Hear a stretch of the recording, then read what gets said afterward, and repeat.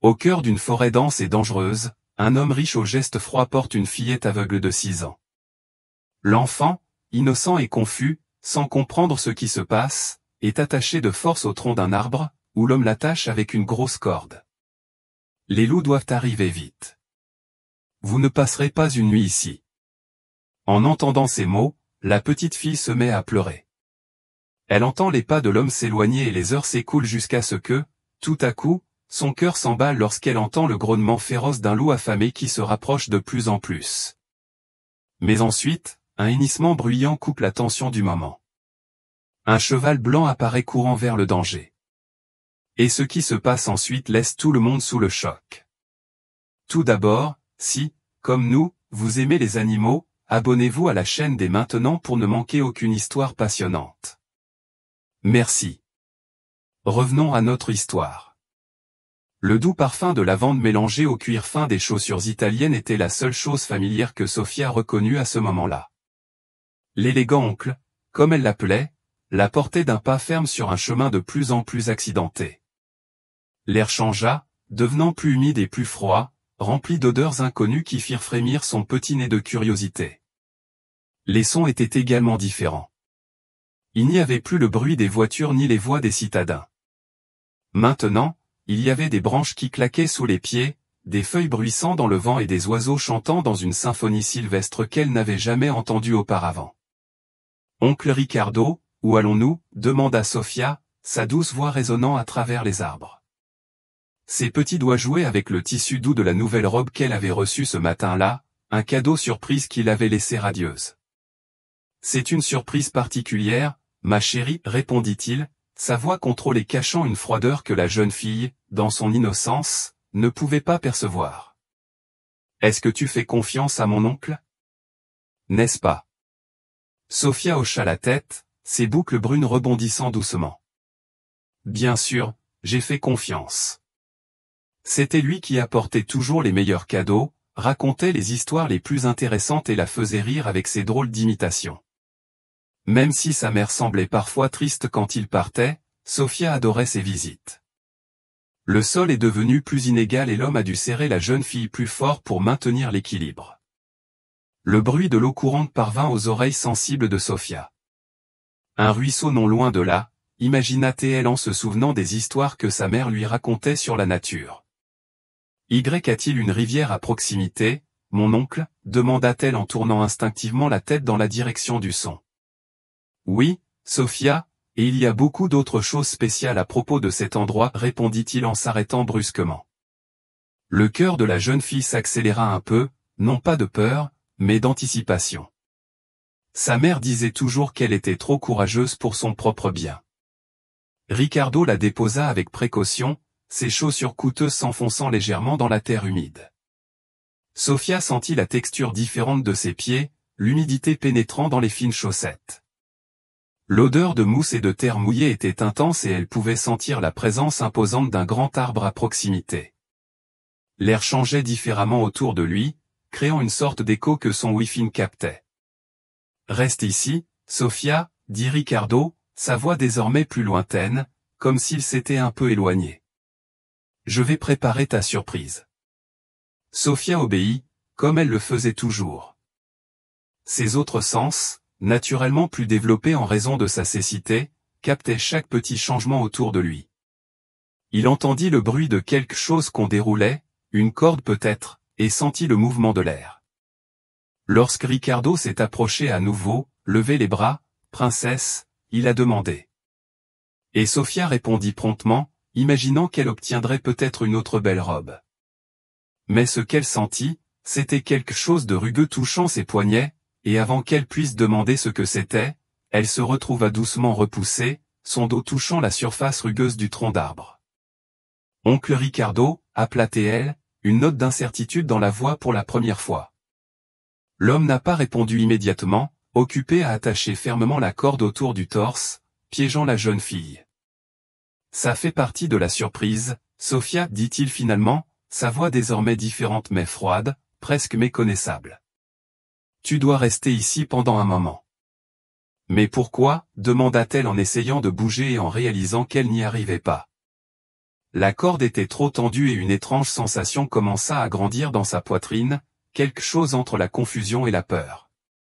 Parce que parfois nous devons faire des choses difficiles, répondit Ricardo en s'éloignant déjà. Ses pas étaient rapides, maintenant déterminés, laissant derrière lui le doux bruit des feuilles sèches s'écraser. « Oncle Ricardo !»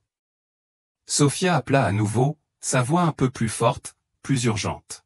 « Oncle Ricardo, je n'aime pas cette surprise. » Mais la seule réponse qu'il reçut fut l'écho de pas de plus en plus lointains et le bruit du vent bruissant les feuilles au-dessus de sa tête. Pour la première fois de sa vie, Sofia ressentit une véritable peur. Pas le genre de peur qu'il ressentait lorsqu'il trébuchait sur quelque chose, mais une peur profonde et primaire qui faisait battre son cœur si fort qu'il avait l'impression qu'il voulait sortir de sa poitrine. C'est ainsi que, seule, dans ce que les habitants appelaient la vallée des loups, Sofia commença à comprendre que certaines surprises pouvaient être terribles et que tous les sourires ne cachent pas de bon cœur. Le vent soufflait plus fort, entraînant avec lui le son lointain d'un hurlement, le premier d'une longue série qu'elle entendrait cette nuit qui venait tout juste de commencer. Les premières heures de solitude furent les plus difficiles pour Sofia. Le soleil brillait toujours à travers la cime des arbres. Elle pouvait sentir sa douce chaleur sur sa peau, mais chaque minute qui passait semblait apporter une nouvelle vague de sons et de sensations qui la rendaient encore plus inquiète. Ses petites mains, déjà meurtries par la corde rugueuse, essayaient en vain de trouver un moyen de se libérer.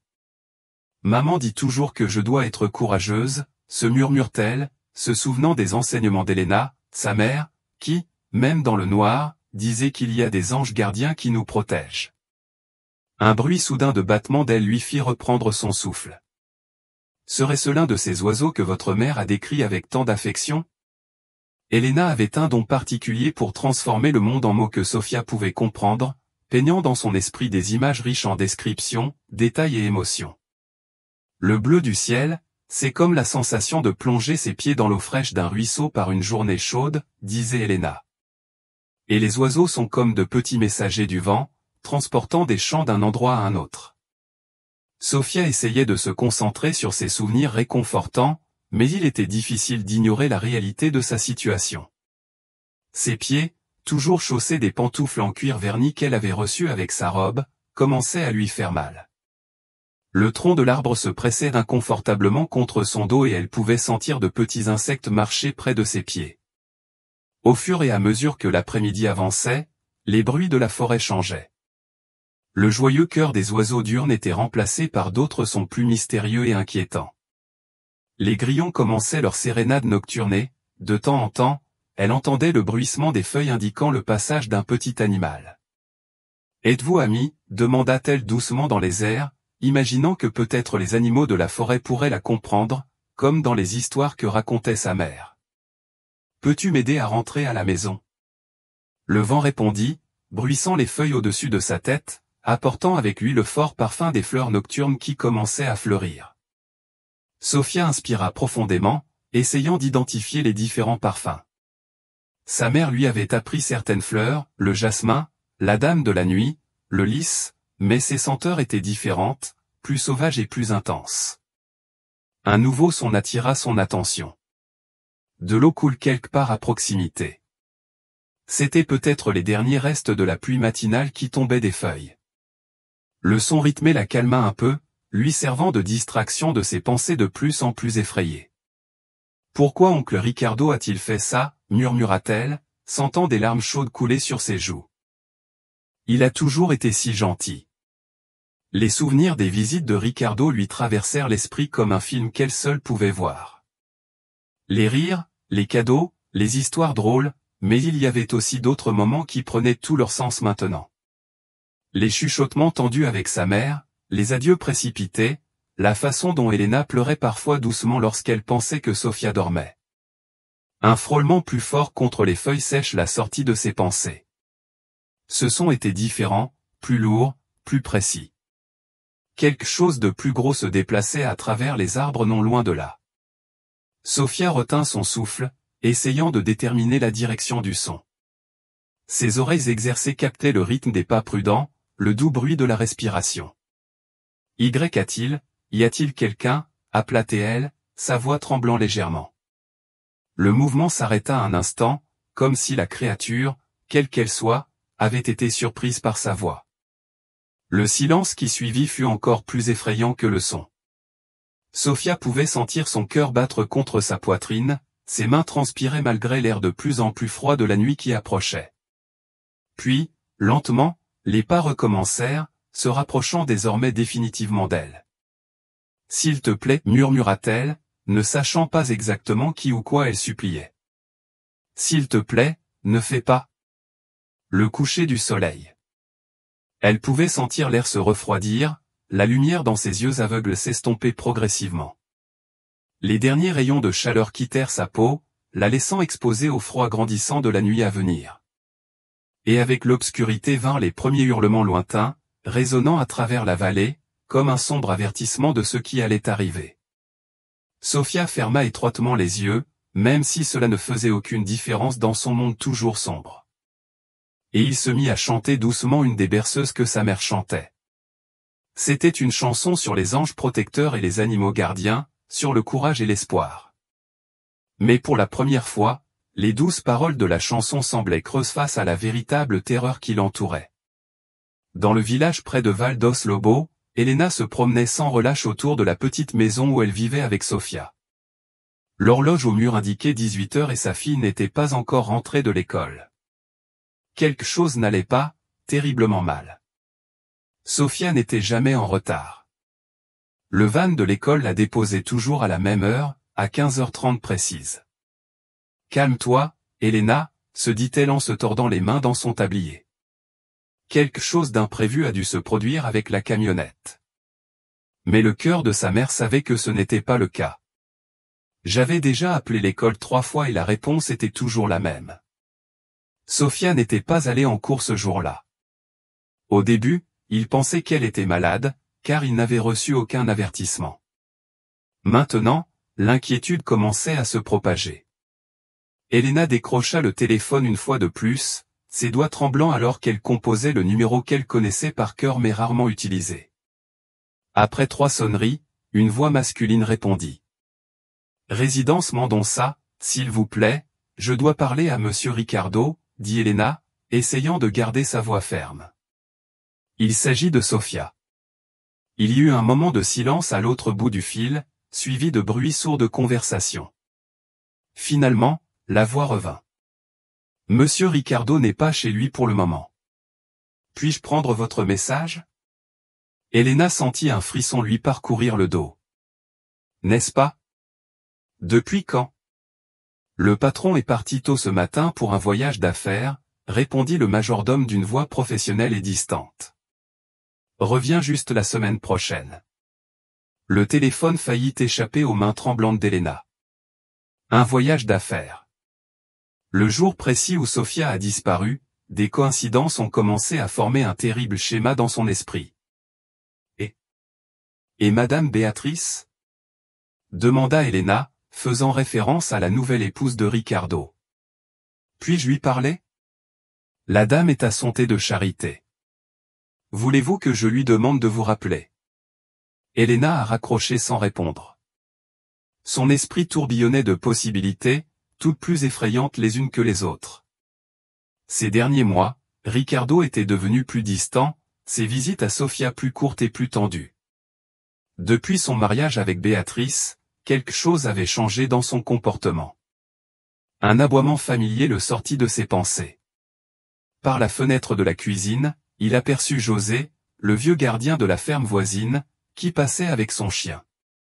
Il avait été employé au haras, qui appartenait à la famille de Ricardo avant sa vente, et avait toujours montré une affection particulière pour Sophia. José appela Elena et courut vers le portail. « As-tu vu Sophia aujourd'hui » Le gardien s'arrêta, fronçant les sourcils sous son chapeau usé.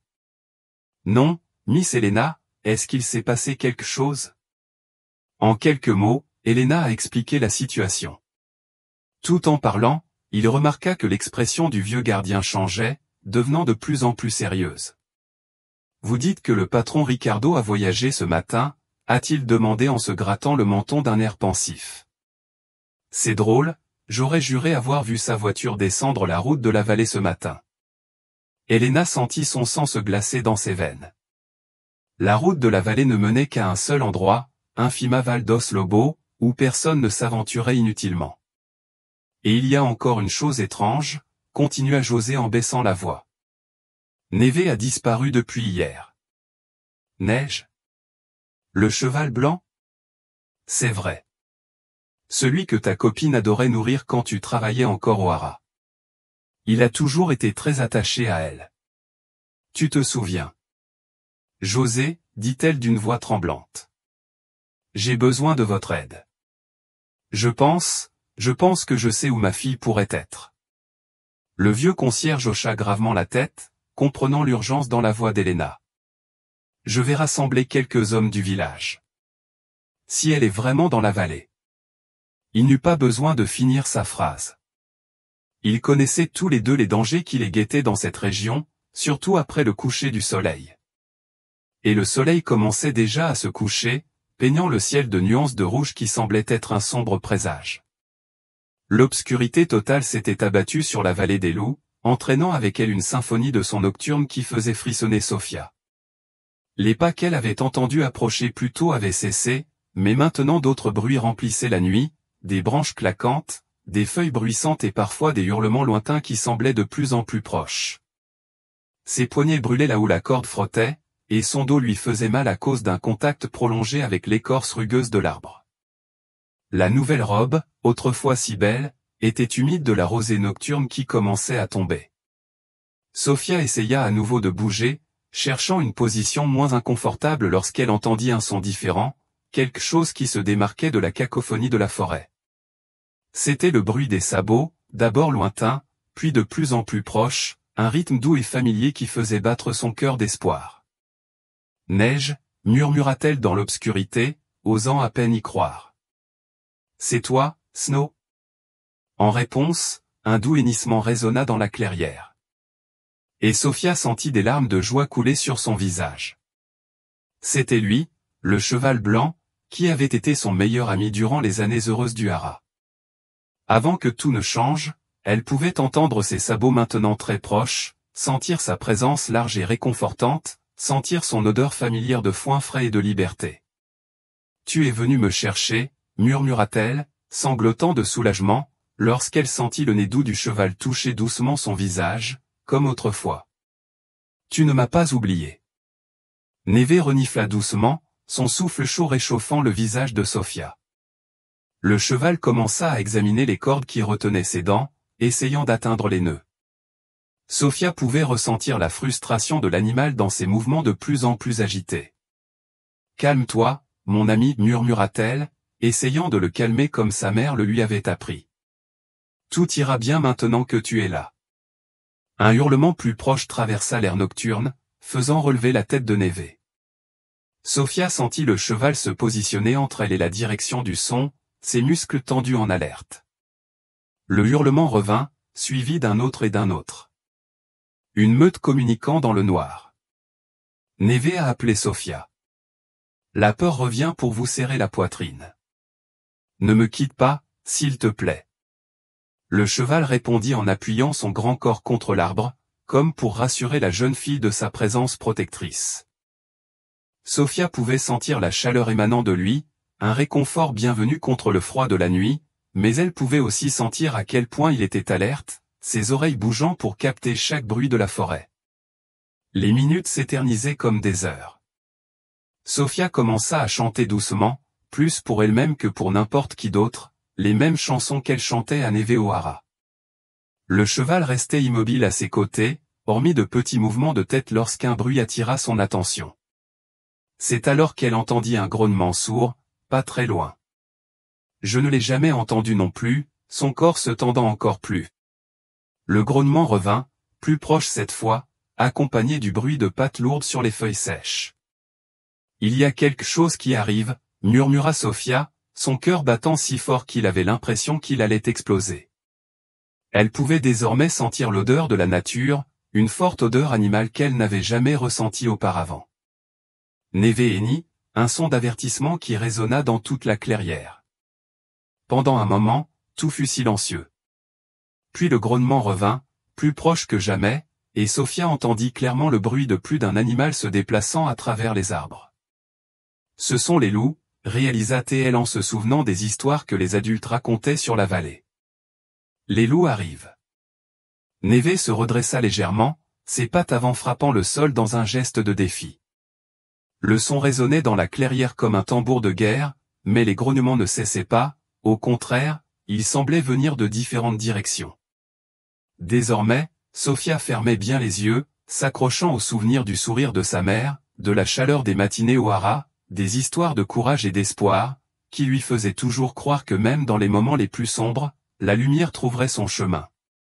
Maintenant, coincée dans un arbre au milieu de la vallée des loups, avec seulement un cheval blanc entre elle et le danger, ces histoires semblaient très lointaines. Sa fille était en danger, et c'était tout ce qui comptait.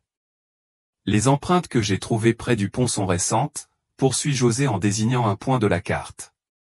Et il y avait des traces de pneus fraîches sur le chemin de terre. Quelqu'un était là ce matin. Le père Thomas, qui a rejoint l'équipe de recherche, s'est avancé. Les loups chassent généralement dans cette zone, a-t-il expliqué, en désignant une région ombrée sur la carte. Si la fille est vraiment dans la vallée? Il n'avait pas besoin de terminer la phrase. Tout le monde connaissait les histoires de la meute qui habitait la vallée. Ce n'était pas que des légendes, plusieurs personnes avaient déjà vu des loups et certains agriculteurs avaient perdu des moutons à cause d'eux. Il y a encore une chose, ajouta José d'une voix grave. J'ai trouvé ça près du pont. Il sortit de sa poche un petit nœud de ruban rose, légèrement sali par la crasse. Elena laissa échapper un sanglot étouffé lorsqu'elle reconnut l'accessoire. C'est le sien, c'est celui de Sophia. Elle le portait dans ses cheveux ce matin. Béatrice s'approcha, regardant la cassette avec une expression pensive. Cet arc, Ricardo en a apporté un jeu de son dernier voyage à Sao Paulo. Il a dit que c'était pour la fille de son cousin. Sa voix se brisa lorsqu'il réalisa l'implication de ce qu'il disait. Un buzz parcourut le groupe. D'autres personnes ont commencé à arriver, apportant des lampes de poche, des cordes et du matériel de premier secours. Le shérif de la ville voisine était également présent et a organisé une équipe de chiens renifleurs. Nous n'avons pas beaucoup de temps, dit José en consultant sa montre. La température baisse et la meute a tendance à être plus active après minuit. Hélène tenait le chapelet dans ses mains, une prière silencieuse aux lèvres. Les paroles de sa fille résonnaient dans sa mémoire. Sophia a toujours dit qu'elle pouvait voir avec son cœur, qu'elle ressentait des choses que les autres ne comprenaient pas. Ce cadeau spécial l'aiderait-il maintenant, perdu dans l'obscurité de la vallée? Neve est avec elle, murmura José comme s'il lisait dans ses pensées. Ce cheval a toujours eu un instinct particulier avec Sophia. S'il y a quelqu'un qui peut la protéger jusqu'à ce qu'on la retrouve. Un hurlement lointain traversa la nuit, obligeant tout le monde à se tourner vers la vallée. Les arbres sombres se dressaient sur le ciel nocturne, tels des sentinelles silencieuses, gardant leurs secrets dans l'ombre. Séparons-nous, ordonna le shérif en prenant les devants. Chaque groupe prend une radio et suit son itinéraire désigné. Au premier signe de la jeune fille, prévenez-la immédiatement. Béatrice a tenu le bras d'Elena avant qu'elle ne rejoigne l'un des groupes. J'ai besoin que tu me dises tout, dit-elle, les yeux brillants d'un mélange de compréhension et de détermination, sur Ricardo, sur Sophia, sur tout. Elena hésita un instant, puis hocha la tête. Certaines vérités ne pouvaient plus rester cachées, mais il fallait d'abord retrouver sa fille. Les groupes commencèrent à se disperser, leurs lampes de poche traversant l'obscurité telles des lucioles géantes. Le bruit des feuilles sèches sur lesquelles on marche et des brindilles crissant sous les bottes se mêlaient aux appels occasionnels de Sophia. La nuit ne faisait que commencer, et avec elle, une course contre la montre pour sauver une petite fille aveugle des ténèbres les plus profondes auxquelles elle ait jamais été confrontée. Les grognements se rapprochaient de plus en plus et Sophia pouvait sentir la tension augmenter dans le corps de Neve. Le cheval se tenait fermement entre elle et les prédateurs qui approchaient, ses sabots frappant occasionnellement le sol en signe d'avertissement. L'odeur des loups était désormais plus forte, sauvage et menaçante, faisant battre le cœur de la jeune fille encore plus vite. Vite, murmura-t-elle, combien y en a-t-il? Plus pour elle que pour Neve. Ses oreilles fines captaient les mouvements venant de diverses directions. 3, peut-être 4 endroits différents autour de la clairière.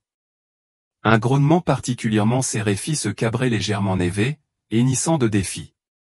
Le son résonna dans la forêt, maîtrisant momentanément les autres bruits nocturnes.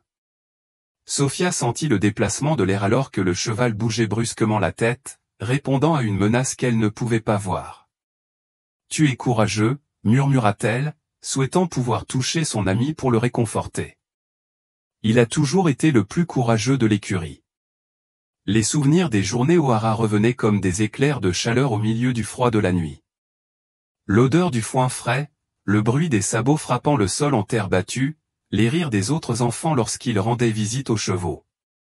Mais Neve avait toujours été spécial, depuis le premier jour, lorsque Sophia, alors âgée de 4 ans seulement, avait trébuché près de son stand et qu'il lui avait gentiment donné un coup de coude avec le nez pour l'aider à se relever. Un claquement sec d'une branche cassée la ramena au présent. L'un des loups était très proche. Maintenant, elle pouvait entendre sa respiration lourde, sentir son odeur sauvage plus intensément que jamais. Neve hennissait à nouveau, plus fort cette fois, ses pattes avant heurtant violemment le sol. Pourquoi n'attaque-t-il pas? Pensa Sophia, son cœur battant à tout rompre contre sa poitrine. C'était comme si les loups testaient, évaluaient, cherchaient une faille dans la défense fournie par le cheval. C'est alors qu'elle entendit le son lointain mais indubitable de voix humaines. Quelqu'un l'appelait par son nom. « Ici !» cria-t-elle, sa voix étant plus faible qu'elle ne l'aurait souhaité. « Je suis là !» Les loups répondirent par une série de grognements plus intenses, comme s'ils réalisaient que leur temps était compté. L'un d'eux, probablement le chef, s'avança, ses griffes grattant le sol. Sophia pouvait entendre sa respiration lourde, sentir son regard prédateur, même sans pouvoir le voir. Neve réagit instantanément, se tournant vers le loup alpha avec un hennissement menaçant. Le mouvement exposa brièvement son flanc, et un autre loup en profita pour avancer du côté opposé. Tout s'est passé en quelques secondes. Sophia entendit le bruit des corps qui se heurtaient. Il sentit le déplacement de l'air alors que Neve tournait rapidement. Il entendit le cri de douleur du loup lorsque le sabot du cheval le frappa.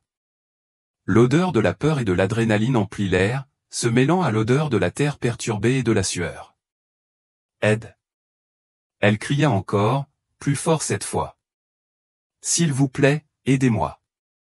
Les voix semblaient plus proches maintenant, et elle distinguait le bruit des lampes de poche coupant la végétation, des branches écartées, mais les loups ne reculaient pas, au contraire, ils semblaient plus déterminés. L'un d'eux réussit à s'approcher suffisamment pour que Sophia puisse sentir son souffle chaud près de sa jambe. Neve répondit avec une fureur que Sophia n'aurait jamais imaginé possible sur le doux cheval qu'elle avait rencontré. Il se déplaçait comme un ouragan blanc, ses sabots trouvant leur cible avec une précision mortelle. Le loup hurla de douleur et recula, mais 2 autres loups se précipitèrent simultanément. « Neige !» cria Sophia paniquée, sentant le cheval s'éloigner un instant d'elle pour faire face aux nouveaux assaillants. Le bruit des combats était assourdissant, grognements, hennissements, bruit sourd des corps contre le sol. C'est à ce moment-là que tomba la première goutte de pluie. Sophia sentit le contact froid sur son visage, suivi d'un autre et d'un autre. En quelques secondes, un rideau d'eau commença à tomber, transformant le sol en boue et rendant les sons encore plus confus. La pluie va éteindre le feu des lanternes, pensa-t-elle désespérée. Ils ne me trouveront jamais comme ça. Les voix qui l'appelaient semblaient désormais plus lointaines, étouffées par la pluie et la confusion du combat entre Neve et les loups. Sophia sentit des larmes chaudes se mélanger à l'eau froide coulant sur son visage. Pour la première fois, il s'autorisa à réfléchir à la raison pour laquelle il était là. Pourquoi l'homme qu'elle appelait oncle, qui avait toujours été si gentil, l'a-t-il abandonné pour mourir? Alors que la pluie tombait sur la vallée des loups, Béatrice et Helena se réfugièrent momentanément sous un grand arbre. Les lampes de poche traversaient toujours l'obscurité, mais les recherches étaient devenues plus difficiles avec la tempête. C'était l'heure de vérité qui ne pouvait plus attendre. « Dites-moi tout », dit Béatrice, sa voix ferme malgré la situation. « Pourquoi Ricardo ferait-il ça à un enfant innocent ? Elena prit une profonde inspiration, sentant le poids de 7 ans de secret. Sofia et sa fille, révéla-t-il finalement, ces mots presque perdus dans le bruit de la pluie. Je travaillais au haras quand nous sommes tombés amoureux. C'était une brève histoire d'amour, mais elle a abouti à Sofia, a ajouté Béatrice, les pièces du puzzle se mettant enfin en place. Et il a gardé le secret toutes ces années. Il a aidé financièrement, lui a rendu visite quand il le pouvait, a poursuivi Elena, les larmes se mêlant à la pluie sur son visage. Mais depuis qu'il s'est fiancé avec vous, tout a changé. Les visites sont devenues tendues. Les appels téléphoniques sont devenus plus courts. Le tonnerre traversa le ciel, illuminant brièvement la vallée en contrebas. Au même moment, un hennissement lointain résonna dans la forêt, suivi des bruits des combats. Neige, s'écria Elena, il doit être avec elle. Béatrice avait déjà la radio à la main. Groupe 3, pour tous les groupes, sa voix claire et autoritaire. Nous avons entendu des bruits de combat près du ruisseau central. Neve est peut-être avec Sofia et converge vers notre position. Tandis que les autres groupes répondaient, confirmant le changement de direction, Béatrice se tourna vers Elena. Quand Ricardo m'a demandé de l'épouser, il a mentionné qu'il y avait des pans de son passé qu'il devait résoudre. Je n'aurais jamais imaginé. Il avait peur, dit Elena avec amertume. Peur que ta famille, qui a toujours tant apprécié son nom et sa tradition, découvre sa fille bâtarde. Peur que toi, que je te rejette pour ça, ajouta Béatrice, le visage se durcissant. Il a préféré abandonner sa propre fille plutôt que d'affronter la vérité. Un autre hennissement traversa la nuit plus proche, accompagné de grognements et du bruit indubitable de sabots martelant le sol. Les deux femmes commencèrent à se déplacer dans la direction des bruits, leurs lampes de poche révélant le chemin boueux. Sofia est née aveugle, continua Elena alors qu'elles avançaient. Ricardo a d'abord proposé qu'elle soit envoyée dans une institution spécialisée dans une autre ville, mais j'ai refusé. Elle était toute ma vie. Et pourtant, il a continué à lui rendre visite. Il est tombé amoureux d'elle, comme tous ceux qui la connaissent, mais maintenant la voix d'Elena s'est tue. Maintenant, il a choisi son statut social plutôt que sa propre fille, a ajouté Béatrice, la voix remplie d'une colère froide. Il a choisi de sauver les apparences à tout prix. Un hurlement proche les fit s'arrêter tous les deux. À travers le rideau de pluie, ils pouvaient voir du mouvement dans la clairière devant eux. La lumière de leur lampe de poche captait un reflet blanc. Neve, sa fourrure trempée, brillait dans l'obscurité, défendant quelque chose ou quelqu'un. Sofia, s'écria Elena, son cœur s'arrêtant presque à la vue de la petite silhouette attachée à l'arbre. Les loups, au moins 4, faisaient le tour de la clairière, tenus à distance uniquement par la présence imposante du cheval blanc. Neve a été blessé, des marques de griffes sur son côté brillaient en rouge à la lumière de la lampe de poche, mais il a tenu bon, protégeant Sofia. Mon Dieu, murmura Béatrice, voyant enfin la situation dans toute sa brutalité. Comment pouvait-il le faire à ce moment-là? D'autres lanternes apparurent entre les arbres, les autres groupes arrivant. José conduisait l'un d'eux, muni d'un fusil de chasse. Le shérif le suivait de près avec ses hommes. Sofia a rappelé Elena en faisant un pas en avant, mais Béatrice a assuré, les loups sont acculés, a-t-elle prévenu. Nous devons être prudents. La pluie continuait à tomber, mais les lanternes formaient désormais un cercle de lumière autour de la clairière. Les loups, réalisant qu'ils étaient désavantagés, commencèrent à battre en retraite lentement, leurs yeux brillant dans l'obscurité. Neve hennit une fois de plus, comme pour annoncer sa victoire, mais ne bougea pas de sa position protectrice aux côtés de Sofia. Le cheval, qui avait autrefois appartenu aux Arados Mendonça, était devenu un gardien improbable, prouvant que la loyauté et le véritable amour ne connaissaient pas de barrières. « Maman !» Et la petite voix effrayée de Sofia traversa l'air nocturne. « Maman, c'est toi !» Elena s'avança, et cette fois personne ne l'arrêta. Alors que les hommes tenaient les loups à distance et commençaient à travailler pour libérer les cordes qui retenaient Sofia, Béatrice regardait la scène avec un mélange d'horreur et de détermination. Son mariage avec Ricardo avait pris fin cette nuit-là, mais quelque chose de nouveau était en train de naître. Une promesse silencieuse de protéger cette petite famille que son mari avait tenté de détruire. Les mains d'Elena tremblaient alors qu'elle essayait de défaire les nœuds qui liaient sa fille. La pluie avait trempé les cordes, les rendant encore plus difficiles à dénouer. José s'est approché avec un couteau de poche, ses années d'expérience dans le domaine guidant la lame avec précision entre les boucles serrées. Facile, petit, murmura-t-il pendant qu'il travaillait. Ça va passer. Sofia resta inhabituellement calme, son visage tourné dans la direction où elle savait que Neve se trouvait. Le cheval n'avait pas bougé d'un pouce, maintenant sa garde même lorsque les sauveteurs arrivaient. Sa fourrure blanche était tachée de boue et de sang suite aux égratignures, mais sa posture restait fière, protectrice. La neige a besoin de soins, dit Sofia, d'une voix petite mais ferme. Les loups l'ont blessé parce qu'il m'a protégé. Béatrice, qui regardait la scène les larmes aux yeux, ôta son imperméable et le tendit à Elena. Pour envelopper Sofia, expliqua-t-elle. Puis il se tourna vers l'un des hommes de l'équipe de recherche. Roré, tu n'es pas vétérinaire? L'homme hocha la tête, s'approchant maintenant prudemment de Neve. J'aurais besoin de ma mallette dans la voiture. Les coupures semblent superficielles, mais il vaut mieux prévenir toute infection. Finalement, la dernière corde a cédé. Sofia tomba dans les bras de sa mère, et le son de ses doux pleurs se mêla à celui de la pluie qui commençait à s'atténuer. Elena la serra fort dans ses bras, comme si elle craignait que sa fille ne disparaisse à nouveau si elle la lâchait. « Mes jambes, murmura Sofia.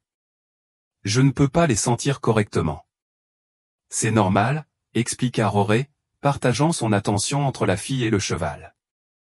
Il est resté longtemps dans la même position. Il va falloir le porter. Avant que quiconque puisse proposer, Neve s'avança, touchant doucement son nez contre l'épaule de Sofia. La jeune fille sourit, son premier sourire depuis le sauvetage, et tendit la main pour toucher le visage de son ami. Il veut m'emmener, dit-elle avec certitude. Comme au bon vieux temps, hésita Elena, regardant les blessures du cheval. Ma fille, je ne sais pas si Neve a raison, interrompit José, la voix pleine d'années d'expérience avec les chevaux. Est-ce que ce sera plus confortable pour Sofia? Et le parcours?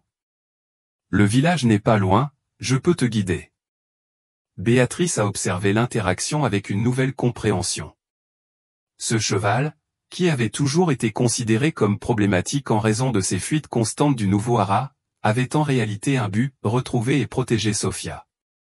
C'était comme s'il savait, bien avant tout le monde, qu'elle aurait un jour besoin de lui.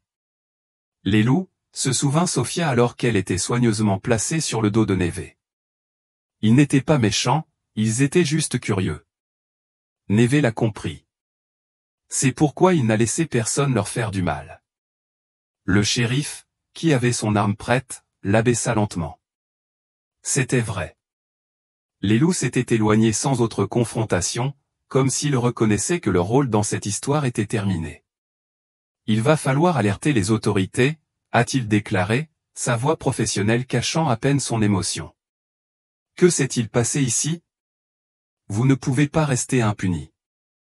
Béatrice hocha gravement la tête. Je le signalerai moi-même. Ricardo devra faire face aux conséquences de ses actes. Le groupe commença à reculer vers le village, des lanternes éclairant le chemin de plus en plus fort à mesure que la pluie cessait. José guidait Neve avec Sofia sur le dos. Elena marchait à côté, sa main ne quittant jamais celle de sa fille. Béatrice le suivait de près, son téléphone portable déjà à la main, passant des appels qui allaient changer de nombreuses vies. Maman, appela Sofia après quelques minutes de marche silencieuse. Pourquoi oncle Ricardo a-t-il fait ça? Elena échangea un regard avec Béatrice, qui la sentit légèrement.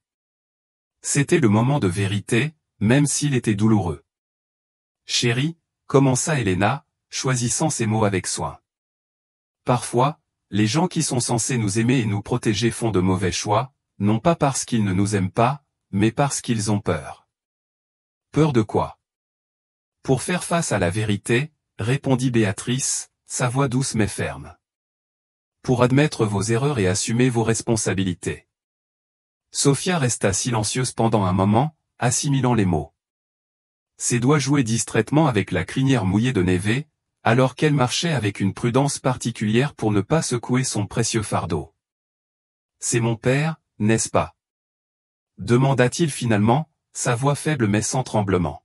« C'est pour ça qu'il venait toujours nous rendre visite en secret, c'est pour ça qu'il avait si peur. » Le silence qui suivit la question de Sofia pesa plus que la pluie qui tombait encore doucement. Elena serra la main de sa fille, cherchant la force de confirmer ce que la jeune fille avait déjà pressenti avec son extraordinaire sensibilité. « Oui, chérie, répondit-elle. Enfin, Ricardo est ton père. » Sofia a absorbé l'information avec une maturité surprenante pour ses 6 ans. Ses doigts restaient entrelacés dans la crinière de Neve, comme si le cheval était son ancre au milieu de la tempête des révélations. « Donc, j'ai toujours ressenti quelque chose de différent quand il était là, a-t-elle réfléchi. C'était comme s'il y avait une tristesse cachée dans sa voix, même lorsqu'il riait. Béatrice, qui marchait juste derrière, sentit son cœur se serrer. Comment un si petit enfant peut-il avoir autant de perception? Alors que tout le monde ne voyait que la cécité de Sofia, elle voyait le monde avec une clarté que de nombreux adultes n'atteindraient jamais. « Es-tu en colère contre moi, tante Béatrice ?» demanda soudain Sofia en tournant son visage vers la femme. « Parce que je suis la fille de ton mari. »« Non, chérie, » répondit Béatrice sans hésitation, la voix étranglée par l'émotion. « Je suis en colère contre lui, pas contre toi, jamais contre toi. » José, qui guidait Neve avec expérience sur les chemins les plus sûrs, s'éclaircit la gorge pour cacher sa propre émotion. « Regardez, » dit-il en désignant les lumières du village. En fait, les premières maisons étaient déjà visibles à travers les arbres. Des lanternes et des lanternes brillaient sur plusieurs balcons. Il semblait que toute la communauté était réveillée, attendant des nouvelles du sauvetage. Le son des voix et des mouvements les parvenait, devenant de plus en plus fort à mesure qu'ils s'approchaient. « Il y a beaucoup de monde qui attend, » observe Sofia, son Wi-Fi captant le brouhaha. « Pourquoi s'en soucie-t-il autant ? » « Parce que tu es spéciale, ma fille, » répondit Elena, « plus spéciale que tu ne le penses. » Lorsque le groupe est sorti de la forêt, il a été accueilli par une petite foule. Donna Zefa, la pâtissière qui gardait toujours des bonbons pour Sofia, fut la première à s'approcher, les larmes coulant sur son visage ridé. Le père Thomas organisait déjà un groupe pour soigner les blessures de Neve, tandis que d'autres résidents couraient chercher des couvertures et du thé chaud. « Ma maison est à proximité, » proposa Donna Zefa. « Vous pouvez utiliser ma chambre d'amis. J'ai des vêtements secs qui appartenaient à ma petite fille. Il devrait travailler pour Sofia. » Le vétérinaire aurait examiné déjà de plus près les blessures de Neve. « Rien de bien grave, » annonça-t-il avec soulagement. « Mais je vais avoir besoin d'aide pour le nettoyer et le panser. Il peut rester dans mon jardin, » a proposé José. « J'ai de l'espace et du foin frais. » Neve hennissait doucement, comme pour la remercier, mais ne bougeait pas jusqu'à ce que Sofia soit soigneusement retirée de son dos. Le cheval a donc résisté au traitement, les yeux fixés sur la jeune fille. « Est-ce que tout va bien, mon ami ?» assura Sofia en tendant la main pour lui toucher le museau. « Vous avez fait votre part, maintenant vous devez vous reposer et guérir. » Comme si elle avait parfaitement compris, Neve finit par se laisser emmener, même si elle gardait les oreilles tournées vers Sofia, attentive à chaque mouvement à l'intérieur de la maison de Donna Zefa. Pendant que Sofia était aidée à se changer et à boire du thé chaud, Béatrice passait des appels importants. Sa voix, autrefois douce, avait désormais une autorité qui surprenait tout le monde. « Oui, je souhaite déposer une plainte formelle, » a-t-elle déclaré au téléphone. « Non, cela ne peut pas attendre demain. Ricardo Mendonça doit être retrouvé et tenu pour responsable immédiatement. » Elena, assise à côté de sa fille sur le lit moelleux, regardait Béatrice avec un mélange de gratitude et d'admiration. La femme, qui aurait pu être son ennemie, devenait sa plus grande alliée. « Maman » appela Sofia, endormie, la fatigue la submergeant enfin. « Penses-tu que Ricardo reviendra me faire du mal à nouveau ? » « Non, mon amour, répondit fermement Elena. « Plus jamais ça. Il y a beaucoup de gens ici pour te protéger maintenant. Et Neve. Lui aussi, sourit Elena. Je pense que tu as gagné un tuteur à vie. Sophia sourit, fermant lentement les yeux. Je savais qu'il viendrait, murmura-t-elle.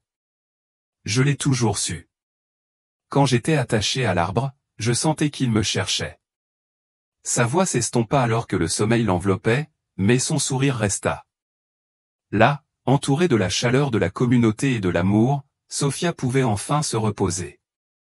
Le cauchemar était terminé, mais son histoire et les leçons d'amour, de courage et de loyauté qu'elle enseignait ne faisaient que commencer. L'aube suivante était claire et fraîche, comme si la pluie de la nuit précédente avait emporté non seulement la terre mais aussi les ombres qui planaient sur le village. Sophia s'est réveillée avec l'odeur du pain frais et du café, les sons familiers de la vaisselle et des couverts venant de la cuisine de Donna Zefa. « Bonjour, somnole » dit Elena, assise sur une chaise à côté du lit. Elle n'avait pas dormi, incapable de quitter sa fille des yeux toute la nuit. Sophia sourit, tendant la main pour toucher le visage de sa mère. « Tu es là depuis tout ce temps » a-t-elle déclaré. Ce n'était pas une question. Elle pouvait entendre la fatigue dans la voix d'Elena, l'odeur familière qui n'avait pas changé depuis la nuit précédente. « Et je resterai toujours » promit Elena en embrassant la paume de sa petite main. « Veux-tu prendre un café ? Donna Zefa a fait ces pains au fromage que tu aimes. » Avant que Sophia ne puisse répondre, un hennissement familier retentit dans le jardin. Son visage s'éclaira instantanément. La neige est là. Il ne voulait pas rester dans le jardin de José, expliqua Elena en riant doucement. Il a passé la nuit ici, sous la fenêtre. Le vétérinaire Roré a dû venir faire les pansements ici même. Dans la cuisine, ils trouvèrent non seulement Donna Zefa, mais aussi Béatrice, qui ne semblait pas avoir beaucoup plus dormi qu'Elena. Elle était au téléphone, sa voix déterminée tandis qu'elle parlait. Oui, il était localisé à l'aéroport de Kongona, a-t-elle déclaré. Non, il n'a pas pu embarquer. La police est déjà là. Oui, je comprends. Je serai là aujourd'hui. Sophia, assise à table avec une tasse de chocolat chaud à la main, s'est tournée vers Béatrice lorsqu'elle a raccroché. Ils l'ont trouvé, n'est-ce pas? Oui, chérie, répondit Béatrice en s'asseyant à côté de la jeune fille. Ricardo ne pourra plus faire de mal à personne désormais. Est-ce qu'il va être arrêté? Demanda Sophia d'une voix petite mais ferme. Tu répondras de ce que tu as fait, expliqua doucement Béatrice. Et il devra te reconnaître légalement comme sa fille, avec tous les droits que cela implique. Elena, qui servait du café à tout le monde, s'arrêta un instant. Nous ne voulons rien de lui, a-t-elle commencé. Mais Béatrice l'interrompit. Ce n'est pas une question de vouloir, Elena. C'est une question de justice. Sophia mérite que son nom, son héritage, son histoire soient reconnus, non par vengeance, mais de droit. Donna Zefa, qui disposait du pain sur la table, hocha vigoureusement la tête. Et il y a plus, a-t-elle ajouté. Cet haras n'aurait jamais dû être vendu. Cela faisait partie de l'histoire de la ville. Cela a donné du travail à beaucoup de bonnes personnes. Le haras, murmura Béatrice, une idée commençant à se former dans son esprit. En fait, la vente n'a jamais été complètement finalisée. Ricardo a maintenu une clause de rachat. Un nouveau hennissement de Neve interrompit la conversation. Sophia sourit en tendant la main vers la fenêtre ouverte. Il est impatient, dit-elle. Veux-tu me montrer quelque chose? Ma fille, tu as encore besoin de te reposer, commença Elena avec inquiétude. Mais le vétérinaire Roré, qui venait d'arriver pour vérifier Neve, la rassurait. En fait, un peu de mouvement lui ferait du bien, dit-il. Et pour Neve aussi. Ses blessures guérissent bien. Elles étaient plus superficielles qu'elles ne le paraissaient. Sophia était déjà debout, son visage éclairé par l'impatience. Son corps souffrait encore des événements de la nuit précédente, mais il y avait une nouvelle énergie dans ses mouvements, une détermination qui surprenait tout le monde. Puis-je l'accompagner à la crique, elle a demandé. C'est proche et José peut y aller. Elena hésita, la peur de la veille encore fraîche dans sa mémoire, mais il y avait quelque chose de différent maintenant. Un cercle de protection autour de sa fille, formé non seulement par Neve, mais par toute la communauté. C'est une belle journée, commenta Donna Zefa, comme si elle lisait les pensées d'Elena. Le soleil brille, les oiseaux chantent et José connaît ce ruisseau comme sa poche. Et j'y vais aussi, a ajouté Béatrice, surprenant tout le monde. J'ai besoin de revoir cet Ara. J'ai quelques projets dont j'aimerais discuter avec toi. Elena regardait sa fille, si petite et pourtant si forte, se diriger déjà vers la porte d'un pas sûr, guidée par le bruit des sabots de Neve. Il était peut-être temps de laisser la peur céder la place à l'espoir, de permettre aux rayons de ce matin clair d'éclairer non seulement la journée, mais aussi l'avenir. Le chemin qui mène au ruisseau n'a jamais semblé aussi vivant à Sofia. Ses oreilles captaient chaque détail, le chant des oiseaux célébrant le matin, le murmure de l'eau qui coule, le doux bruit des sabots de Neve sur l'herbe humide. José marchait devant, avertissant de temps en temps d'une branche tombée ou d'une pierre détachée, tandis que Béatrice et Elena le suivaient de près. « C'est là que tu t'es toujours enfui, n'est-ce pas, Neve ?» demanda Sofia, ses petites mains caressant l'encolure du cheval alors qu'il marchait pour boire l'eau de ce ruisseau et me cherchait ensuite. Le cheval répondit par un hennissement doux, comme pour confirmer. Ses blessures de la nuit précédente commençaient déjà à guérir et sa démarche était plus légère, plus confiante. « Regardez, » dit Béatrice en désignant un vieux bâtiment à moitié caché parmi les arbres. Je peux encore voir l'entrée du vieux haras et voir où se trouvait le panneau Mendonça. José s'arrêta, ajustant son chapeau usé. Beaucoup de belles histoires se sont déroulées ici, a-t-il commenté. C'était plus qu'un haras, c'était le cœur du village. Les enfants venaient apprendre à monter à cheval. Les chevaux étaient traités comme une famille. Et maintenant tout est abandonné, a ajouté Béatrice, sa voix empreinte d'un mélange de tristesse et de détermination. Mais cela pourrait changer. Elena, qui regardait Sofia marcher en toute sécurité à côté de Neve, se tourna vers Béatrice. « Qu'est-ce que tu prévois ? » Comme je l'ai dit, la vente n'a jamais été complètement finalisée, a expliqué Béatrice. Ricardo a conservé une clause de rachat parce qu'il prévoyait de transformer le tout en une copropriété de luxe à terme. Mais maintenant, demanda José, intéressé. Maintenant, il va devoir renoncer à cette clause, a déclaré Béatrice, un sourire se dessinant sur ses lèvres. Dans le cadre de l'accord de plaidoyer, j'ai une proposition à vous faire. Sofia, qui s'était approchée silencieusement de Neve, tourna son visage dans la direction de la conversation. Quel genre de proposition, tante Béatrice ? Et si on transformait ce lieu en centre d'écothérapie ? Suggéra Béatrice. Un endroit où des enfants comme toi, Sofia, peuvent trouver des amis comme Neve, où ils peuvent apprendre, grandir, se développer. Elena retint son souffle, surprise par cette suggestion, mais cela coûterait une fortune. J'ai mes économies, répondit Béatrice, et mes contacts dans le domaine de la rééducation. En plus. Elle hésita un instant avant de continuer. En plus, cela fera partie de l'accord avec Ricardo. Est-ce le moins qu'il puisse faire pour commencer à réparer ses erreurs ? Connaissez-vous les chevaux ? Demanda José en évaluant l'idée. Béatrice rit doucement. En fait, avant d'épouser Ricardo, j'ai travaillé dans le domaine de l'écothérapie à Sao Paulo. C'est comme ça que nous nous sommes rencontrés. Je suis venu évaluer les chevaux de rat pour un éventuel programme de thérapie. Et tu as abandonné ça pour lui ? Demanda Elena, commençant à comprendre. J'ai abandonné beaucoup de choses, a admis Béatrice. Mais maintenant, je peux recommencer. Nous pouvons tous recommencer. Sofia, qui avait été inhabituellement silencieuse, sourit soudainement.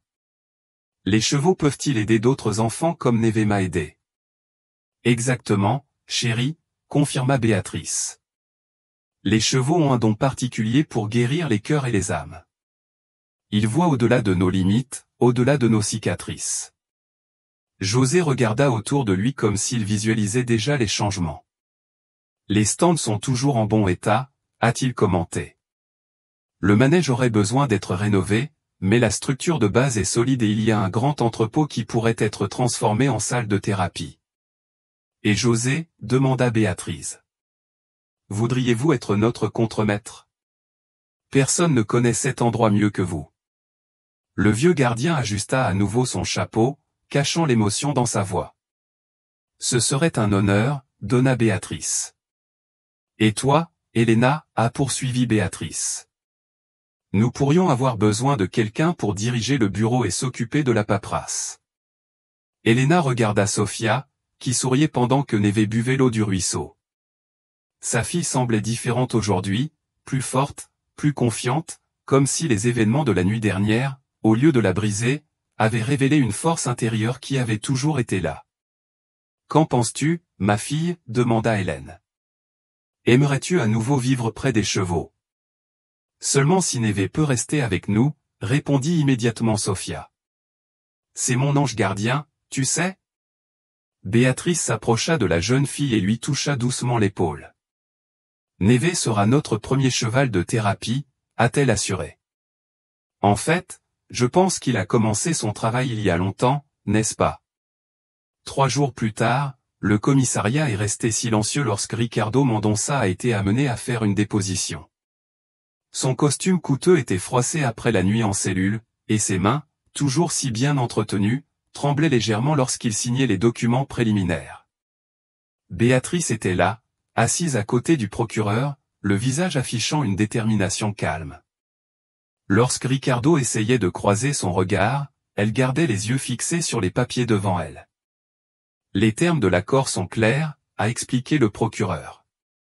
Reconnaissance immédiate de paternité, pension alimentaire rétroactive, transfert de la clause de rachat du haras à Donna Béatrice et engagement à ne pas approcher l'enfant sans autorisation judiciaire. Ricardo passa la main sur son visage fatigué. Et si je n'accepte pas? Ensuite, nous irons au procès, a répondu calmement le procureur. Avec toutes les preuves dont nous disposons, y compris les témoins de l'abandon et les blessures documentées, la peine pourrait aller jusqu'à 12 ans. Au même moment, de l'autre côté de la ville, Sofia était assise sur l'herbe du vieux rat, ses petites mains parcourant les papiers braille que son nouveau professeur lui avait apportés.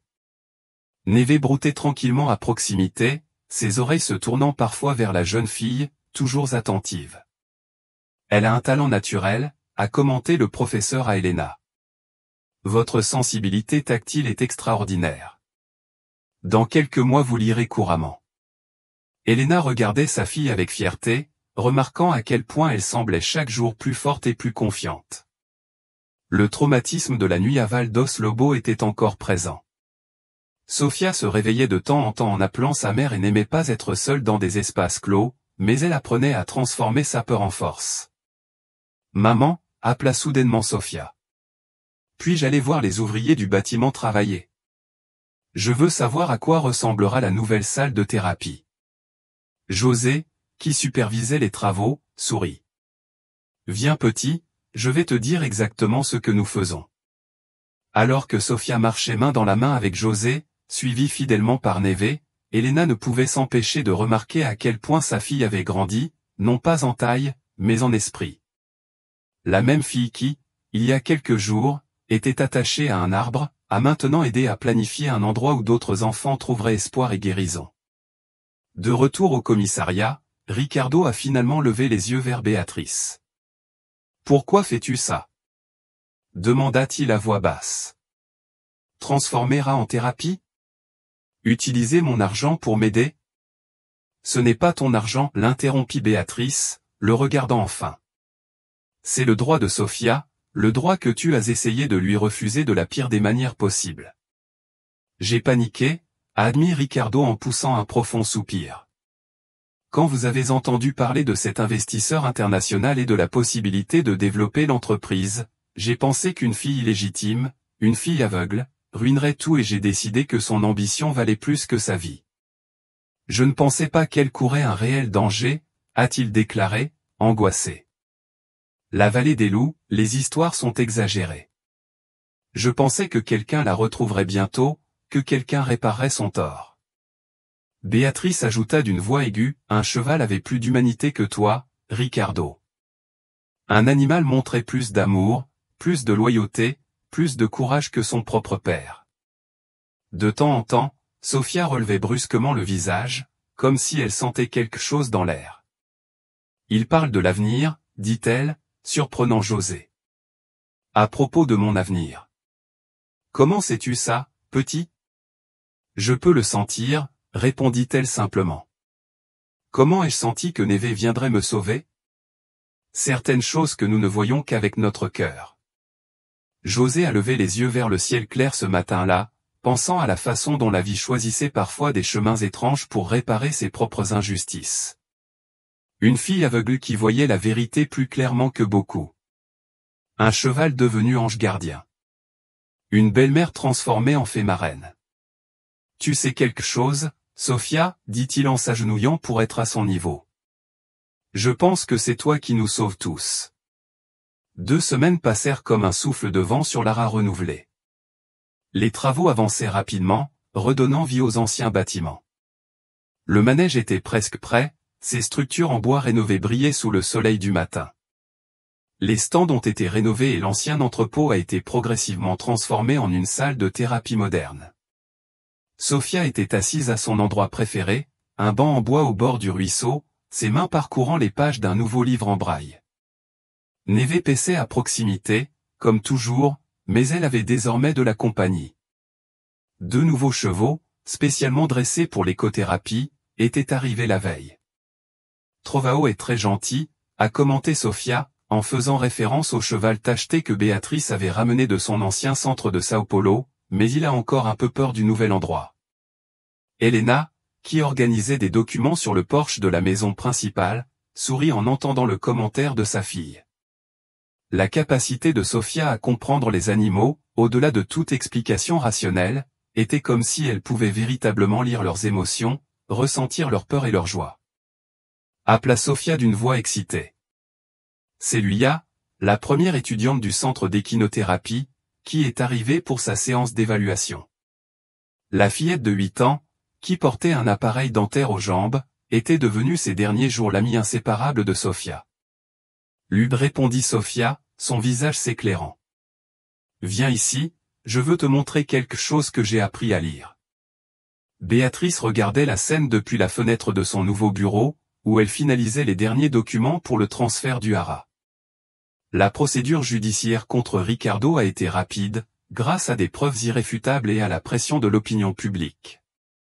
Il a fini par accepter tous les termes de l'accord, désireux d'éviter un plus grand scandale. Le nouvel équipement arrive demain, a déclaré José en entrant dans le bureau avec un bloc-notes rempli de notes. Et 3 autres familles intéressées par le programme nous ont contactés. Super, répondit Béatrice en signant le dernier morceau de papier avec brio et en s'inscrivant au cours d'assistante en écothérapie. 15 personnes du village se sont inscrites. Souriez, José. Même Madame Zepha a dit qu'elle était trop vieille pour s'occuper des chevaux, mais elle veut aider, même si cela fait du café pour tout le monde. Un hennissement joyeux interrompit la conversation. Neve a célébré l'arrivée de Luia à sa manière, faisant rire Sofia avec sa démonstration d'affection. Le rire de la jeune fille, clair et vrai, résonnait dans Zara comme une musique. Parfois, je me demande, dit doucement Béatrice, qui est vraiment guéri ici? José hocha la tête, comprenant. Hara ne transformait pas seulement des vies, il guérissait de vieilles blessures, reconnectait la communauté, créait de nouveaux liens d'amour et d'espoir.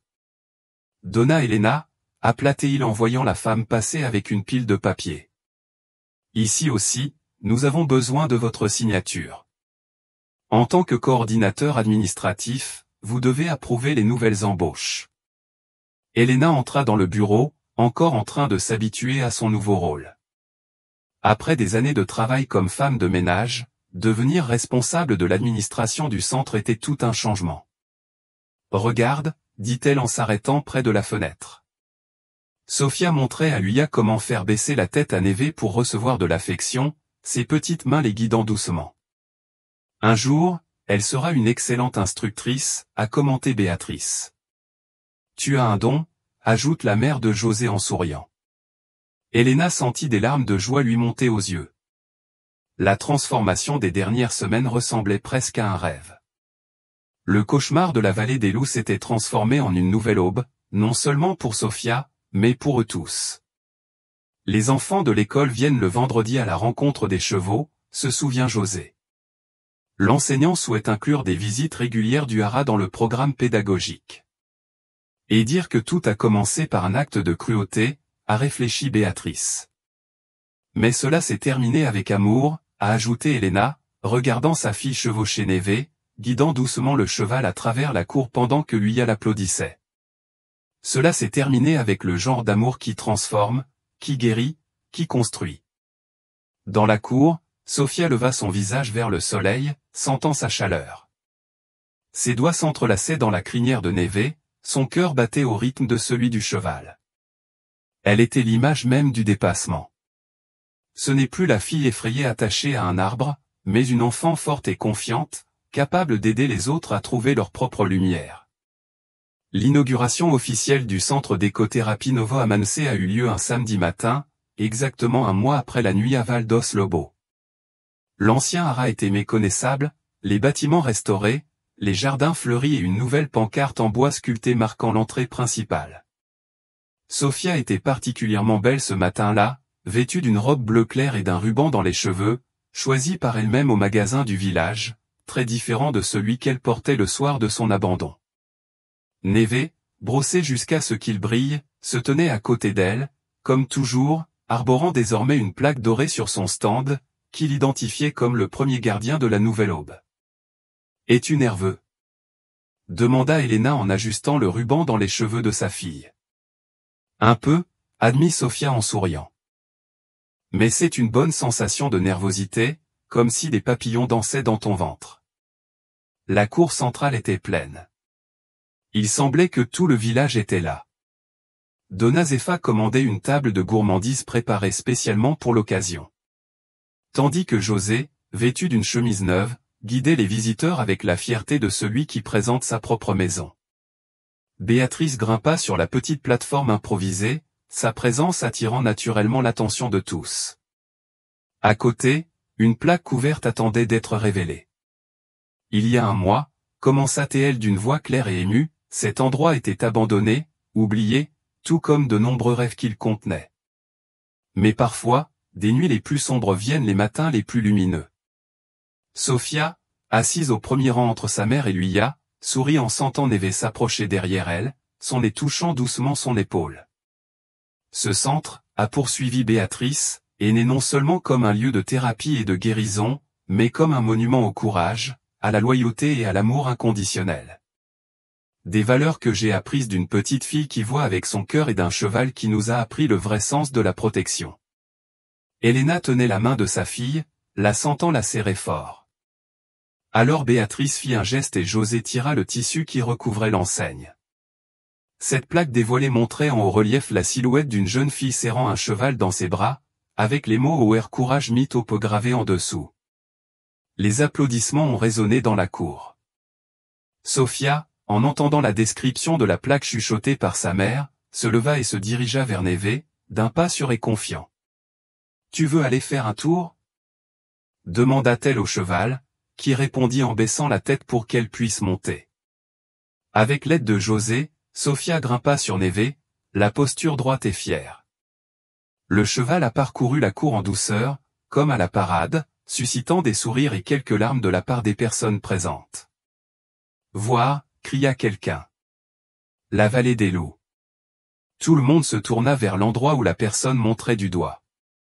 Depuis la position élevée du haras, on pouvait voir la vallée au loin et quelque chose d'extraordinaire se passait.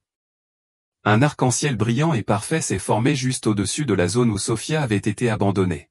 « C'est une bénédiction », murmura Donna Zefa en s'essuyant les yeux sur son tablier. « C'est une promesse », corrigea Sofia, sa voix claire traversant le silence qui s'était formé. Une promesse qu'il y aura toujours de la lumière après les ténèbres. Il suffit d'avoir la foi et le courage d'attendre l'aube.